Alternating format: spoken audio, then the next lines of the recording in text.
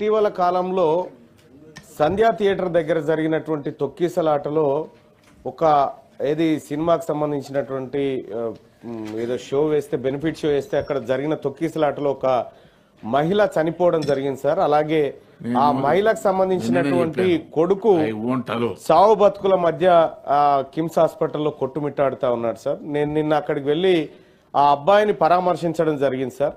అసలు ఈ బెనిఫిట్ షోల వల్ల ఈ రాష్ట్ర ప్రభుత్వానికి సార్ ఏమొస్తుందో పక్కకు పెడితే ఇటీవల కాలంలో బదనాం ఎక్కువైపోయింది సార్.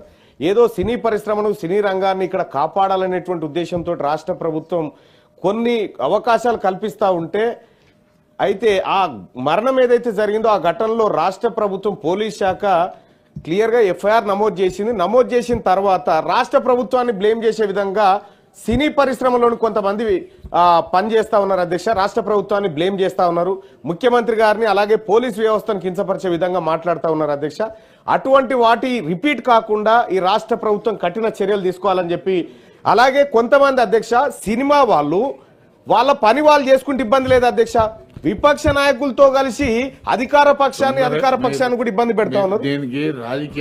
లేదు సార్, రాజకీయం కాదు సార్, రాజకీయం కాదు సార్, ఇక్కడ రాజకీయమే లేదు సార్. ఈ రాష్ట్ర ప్రభుత్వాన్ని బ్లేమ్ చేసే విధంగా కుట్రలో వాళ్ళు భాగస్వాములు అవుతున్నట్టుగా మాకు అనుమానం ఉంది. దాన్ని పూర్తిగా ఎంక్వైరీ చేయమని చెప్పి రాష్ట్ర ప్రభుత్వాన్ని రిక్వెస్ట్ చేస్తాం.